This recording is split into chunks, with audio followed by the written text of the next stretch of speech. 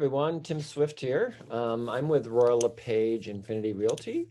I also have my own company called Swiftsells.ca. Today we're going to talk about becoming a first-time home buyer. I'm going to start and I'm going to share my screen and I'll talk along. There are 5 specific areas that we will be covering, and we'll go from there.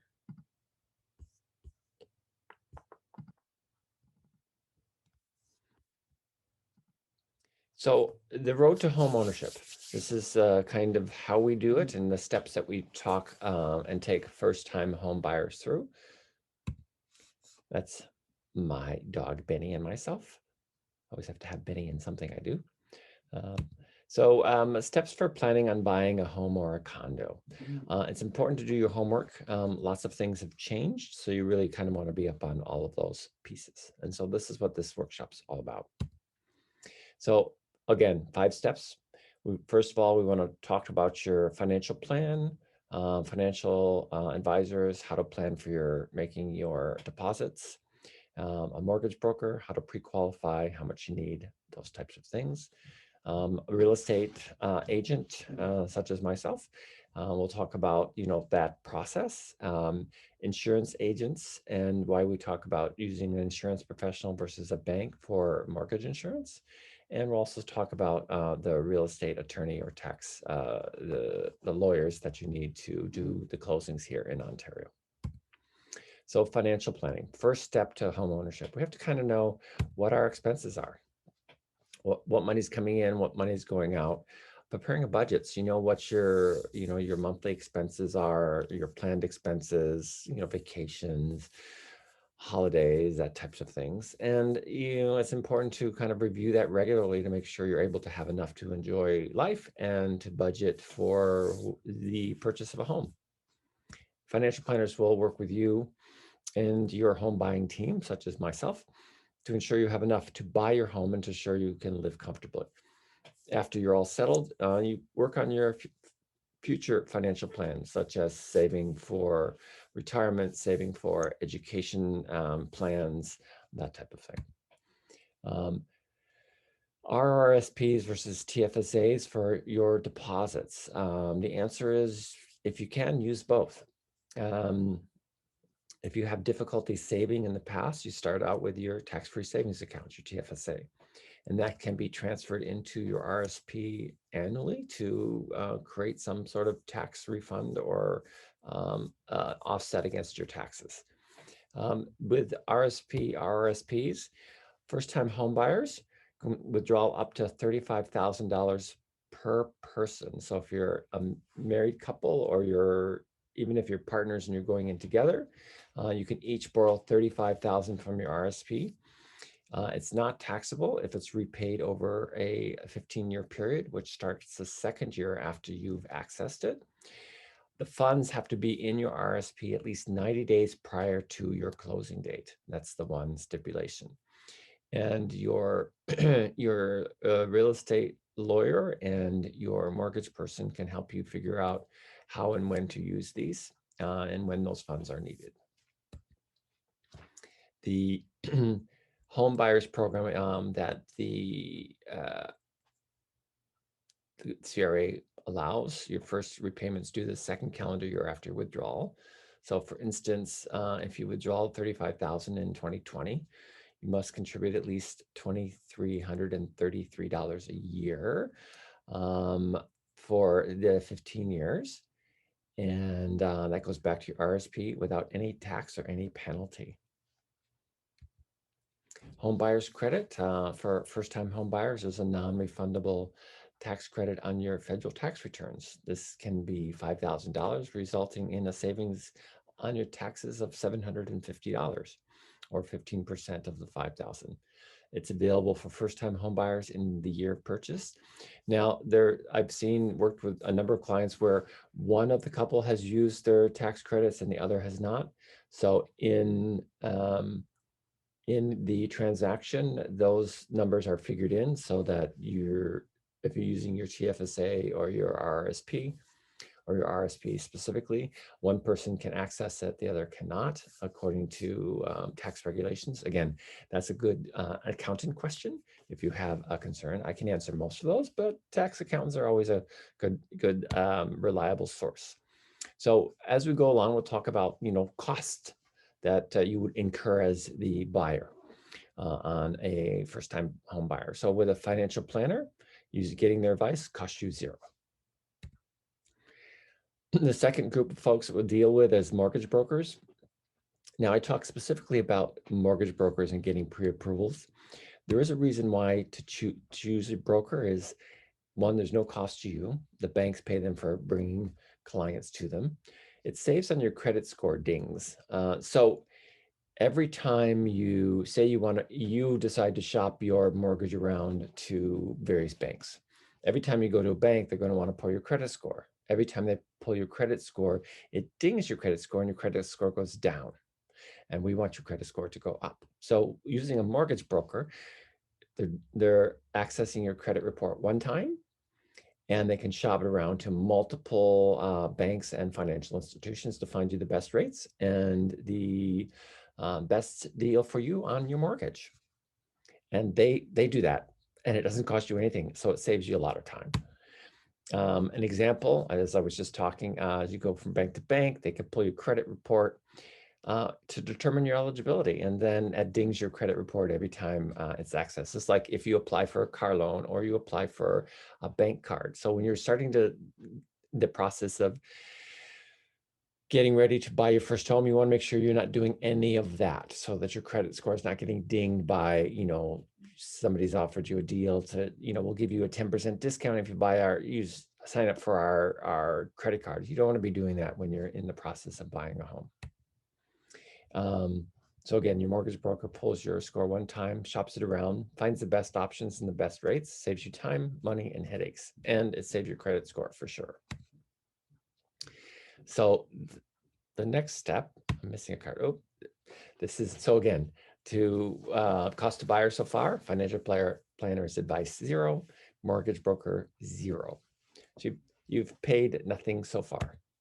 So working with a realtor, such as myself, I am an agent with LePage Infinity, and I am a real estate professional. I do this full time. I have no side hustle. This is what I do 7 days a week, 24 hours a day. I try to sleep at night, but occasionally I have to work at night. So you want someone who has the experience, the education. There's protections for you as a buyer or a seller, and you need a good professional negotiator. So it's things to know when buying. Understanding down payments. So if you make a down payment of less than 20% of the value, so under $1 million purchase, if you're putting less than 20% down, so using the $1 million number, if you're putting down less than 200,000, you are required to carry insurance, mortgage insurance on your purchase. And it's a government insurance policy, and it's paid at the time of closing. So that's an additional cost out of your pocket. So you want to be able to put 20% down wherever possible. At the current time, if you do put 20%, less than 20% down, you actually get a better mortgage rate because your mortgage is insured. So we'll talk a little bit more about insured versus non-insured mortgages. Land transfer tax, another important out-of-pocket expense. In Ontario, if you're in the city of Toronto, you pay both the provincial land transfer tax and a city land transfer tax. If you're outside the city of Toronto, or the GTA as we say, you're paying just provincial sales tax. First-time homebuyers do get a rebate. We'll talk a little bit more about that as we go along. And the question about who pays the real estate professional, in the majority of cases, the seller pays the real estate professionals. There are some exceptions to that, and if those come up, those will be discussed with the buyers and sellers. Down payment. So we'll use $400,000 as a purchase price as an example, because that $400,000 to $600,000 range tends to be where first-time home buyers end up in price point. With less than a 20% down payment, so less than $80,000, CMHC, so the Canada Housing Mortgage Corporation, requires insurance paid up front plus provincial sales tax. So it gets added. It can be added to the mortgage, but it's definitely something that's paid upfront. So at 5% or 10% or 15% down payment, here's the examples of what those costs currently are. I'll just give you a minute to look at those, and if you want to write them down. So if you put 5% down at closing, you owe another $11,970 plus provincial sales tax. And at 10%, it's $86.40, and at 15%, it's $61.20.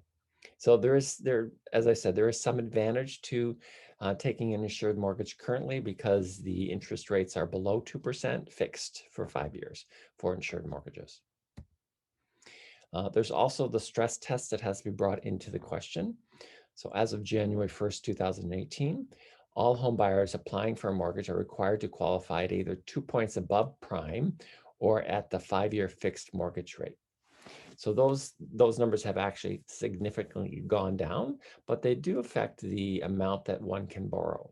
So again, this is an important conversation to have with a mortgage broker, who is the step before working with a realtor, because you want to have a pre-qualification before you start shopping, so you know what your financial parameters are as far as what you can afford to pay and what that's going to cost you. Land transfer tax, using the $400,000 model, your provincial land transfer tax would be $44.75, and so would your City of Toronto, for a total of $89.50. But the first-time homebuyer rebate for the province at $400,000 is $4,000, and the city rebate is $44.75. So based on that previous calculation, $89.50 is what the total land transfer tax is.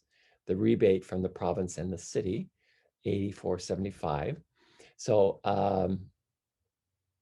the amount owed on the $400,000 mortgage is $475 after the rebates. The lawyer and the mortgage broker assist with this, so there's no extra forms or checks or things to expect. Lawyers actually do this calculation and rebate at the time of closing. The cost of using a real estate professional, there is no cost. We do tend to get buyers to sign a buyer's representation agreement. So we're protecting you and protecting us in the process, so that as the professional spends time and money to find you a place, preview it, and not waste your time, there's a lot of time associated with the buyer's agent representing the buyer in the transaction. Again, sellers generally pay the commission, as we talked about. The other thing that the buyer's representation agreement does is it protects you against any omissions and errors that could occur in the transaction, because the real estate professional is insured against those types of things. So you want to make sure that your rights and regulations are protected, and a full-time professional will know how to insert clauses necessary to protect your interest. They'll help you avoid common mistakes in transactions, such as, not getting an inspection, not making sure you have time to qualify for your mortgage, not having access to the condo documents to review with your lawyer prior to firming up your deal. Finding things, doing a home inspection to find things like water damage or mold damage or bad wiring, or paying too much.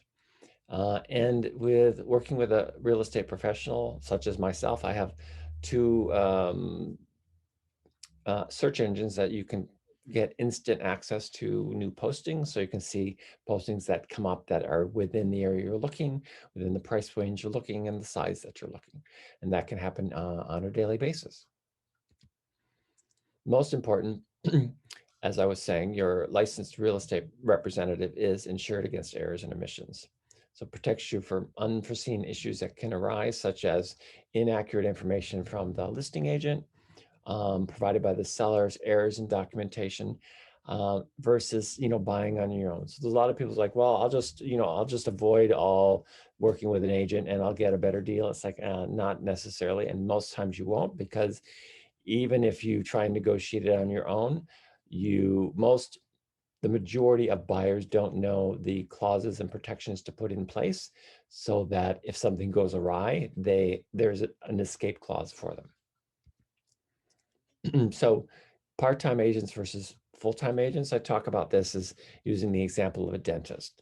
So would you have a dentist who works part-time do a root canal for you? Or would you want someone who does this all the time, every day?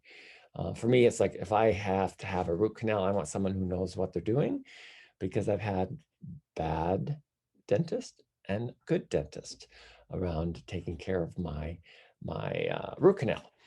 And I want to make sure that I've got someone who really is an expert in that area versus someone who, dabbles in it or part-time and doesn't really know all of the ins and outs. So it's one of those supporting arguments for working with an agent that does this full-time.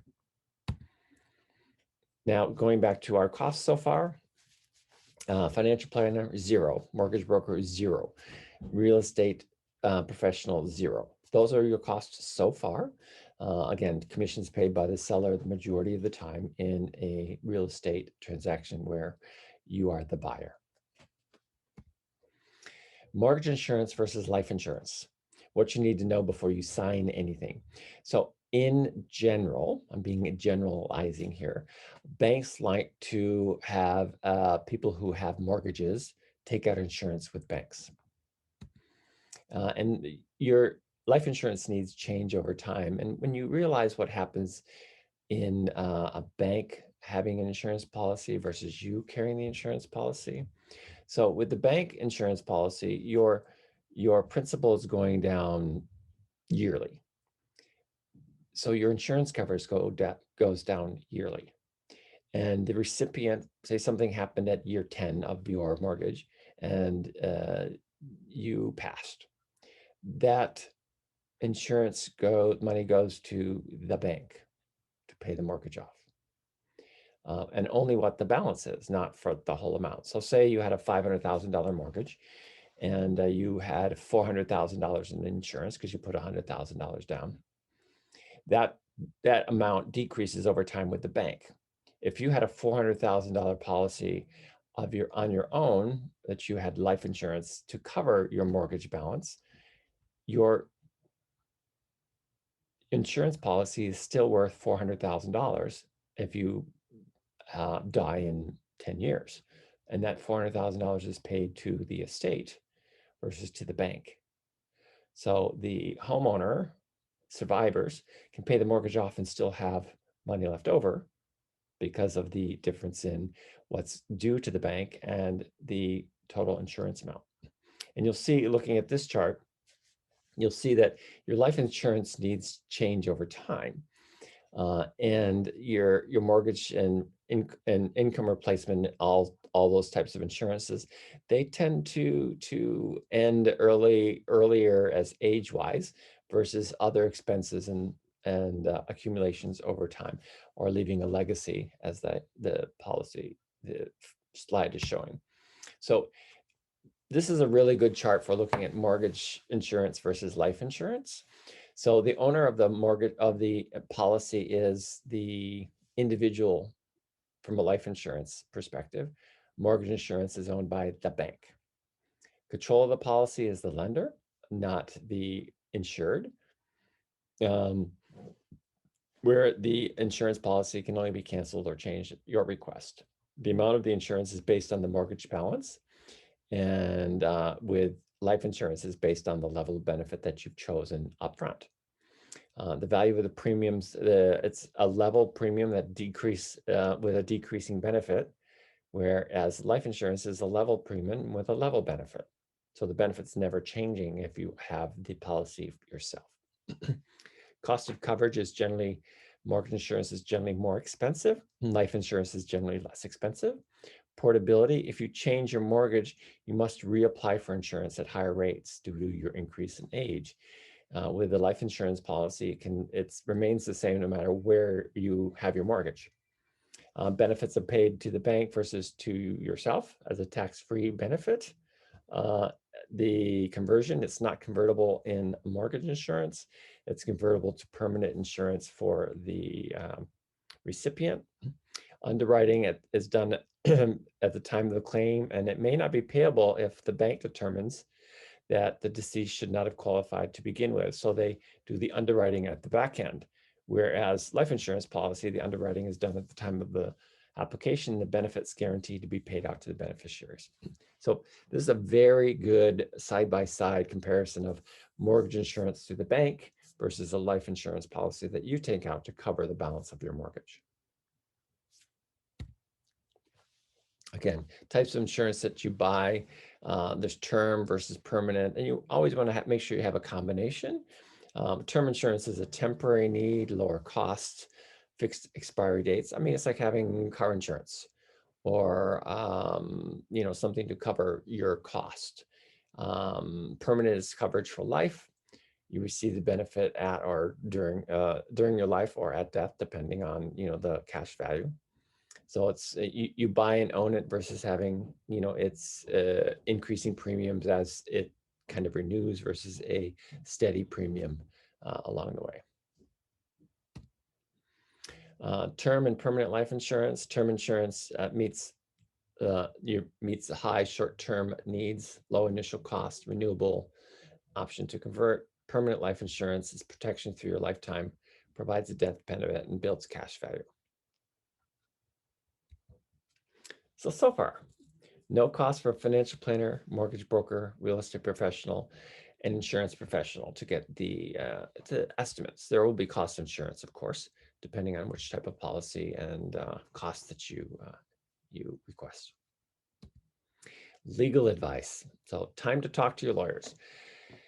We always get clients to engage with the lawyers early on, especially if they don't have a relationship with the lawyer. We want them to, once we've made a purchase and sale, make sure the lawyers reviewed it. If the lawyers have any questions, they are brought in right away as the sale is firmed up, that all the clauses and exemptions have been met. In current conditions, and maybe moving forward, most of the signing is done virtually, and documents are gone over with the buyer prior to closings. They review any of the documents that need to be reviewed, such as status certificates or inspections or financing or other clauses. And we make sure those have been removed before the lawyers get all of the documents. And so your lawyer reviewed documents, confirms that you're okay with the property, to make sure your financing is approved. After you've signed the agreement, and we discuss the next steps with your lawyer. The lawyer often needs documentation from you on income or names, or how you want the documents to look. First-time buyers, they really do walk you through what you need and timeframes and that type of thing. They'll want to know what lender you're using for your mortgage so they can connect with them. They want to know as your first time buyer and who, are you using your RSP? Are you are you going to get your land transfer tax rebate? They'll go over your closing costs with you. These will all be itemized prior to when you sign for your closing. So there's registration fees, there's titles, writs, taxes, and other searches that have to take place, miscellaneous costs. They do a lot of adjustments as well. So for instance, if someone has paid in advance for their taxes, and they paid the year in advance and it's March when you're buying, those prepaid taxes are refunded to the seller from the buyer. And then they are assumed by the buyer to have been paid through the year. Other things such as condo fees or any lease equipment, those things are all worked out in adjustments, and your lawyer will again keep you up to date on what those are as you proceed towards your closing. They'll want to know who your home insurer is. They'll do title searches to make sure there's no liens or encumbrances on your title. They'll perform, again, the searches, they'll prepare documents, the transfer of title, the land transfer documents, any prescribed information. So if if the buyer, you as the buyer are a non-resident, there is an additional tax that is refunded over a period of time if you remain in residence. Mortgage and related documents, property taxes, refunds, schedules of adjustments. These are things that are done prior to closing. And I, as your agent, am involved in this process to make sure that if you've got any questions or your lawyers have any questions, we work those out. And I tell all of my buyers and sellers, there's always a bump in the process, and sometimes it's early on in the process, sometimes it's late in the process, but there's always a little bump, and we try and anticipate what those might be.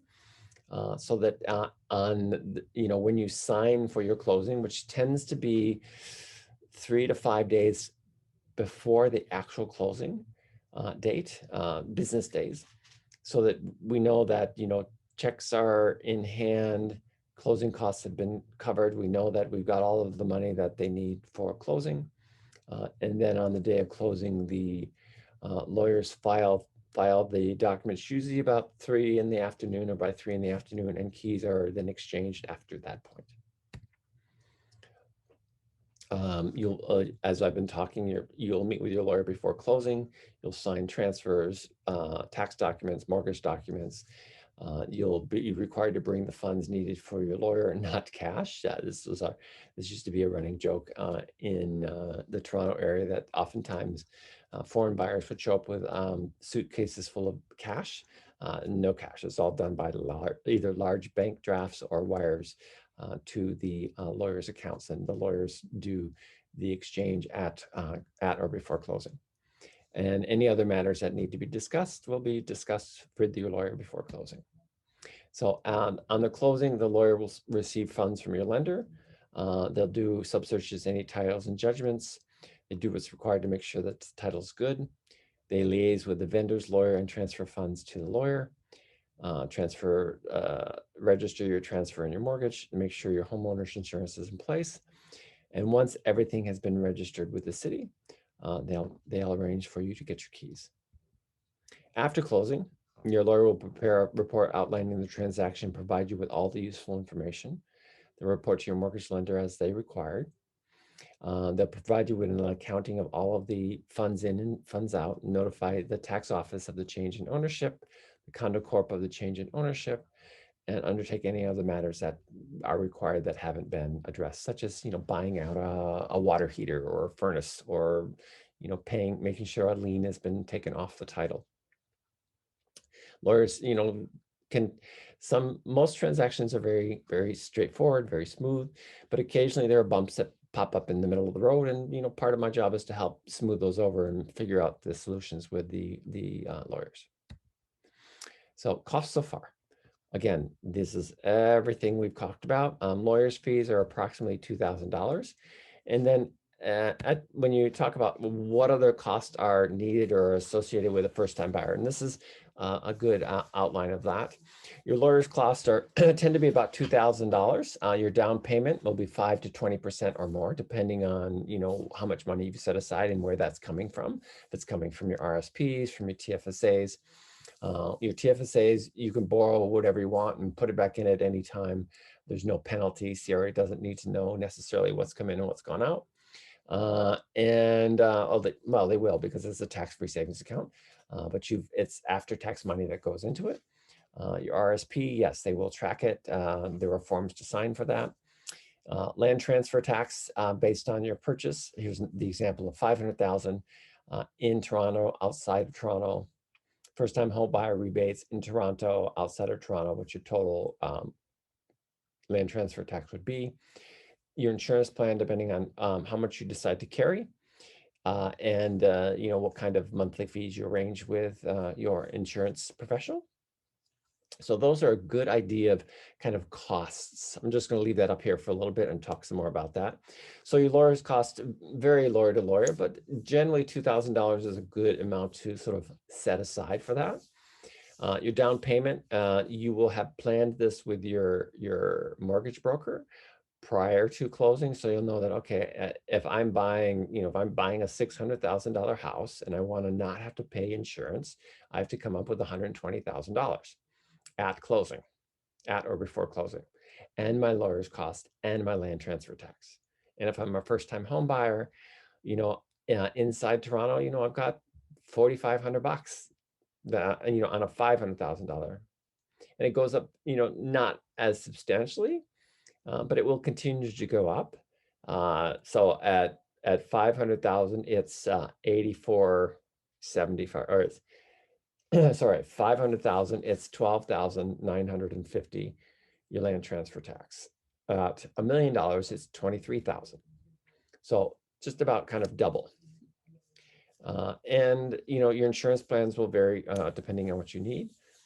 And you'll have additional costs of perhaps if you've not had utilities and you bought a home, you'll have to pay your setups for your utility costs. If you're in a condo, tends not to be any setup costs unless it's a new build for utility costs.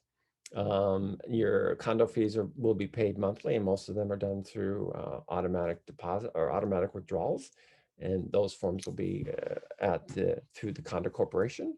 And also with condos, if you're moving in, oftentimes there's an elevator reservation fee, which could be several $100s, sometimes refundable, sometimes not. I've seen it becoming more and more not refundable, or portions of it not being refundable. So it's always important to have a good cushion financially, so that you're not going in and you're like, okay, every penny we have is in this. You want to make sure you have some just for those emergency situations. So this is me. I work all over the GTA. I do work all over the province as well. I have clients as far as Lake Huron and Hamilton, north to the Muskokas, and east to Bellevue. So I've worked with clients in all of those situations. My family, we're a family of builders, so I'm very familiar with sort of construction standards. I have an acute sense of smell. So I can smell mold, and I can smell vermin, and I can smell water, and smoke, and a few other things that are really distinctive when you're looking to buy a home. I am familiar with some of the construction issues with condominiums, and reading condo corp documents, which are an important thing to make sure we review if you're buying a condo, to make sure there's enough money being set aside, what your average increase in costs are going to be, that type of thing. I have a team of a couple of other agents that I work with. One is a downtown condo specialist. The other works mostly north and west of the GTA. So we've got it covered. So if I'm not available, one of my teammates is available. And this is my brokerage right in Midtown. We're at Avenue and Eglinton, just east of the old Eglinton Theater. This is my direct sales number, my direct cell number, my email address. So I'm always here to answer questions. Don't ever feel shy about sending me a note or a text on questions you might have. Always here to help. Glad you came along. And we'll talk with you soon. And look forward to helping you be a first-time home buyer.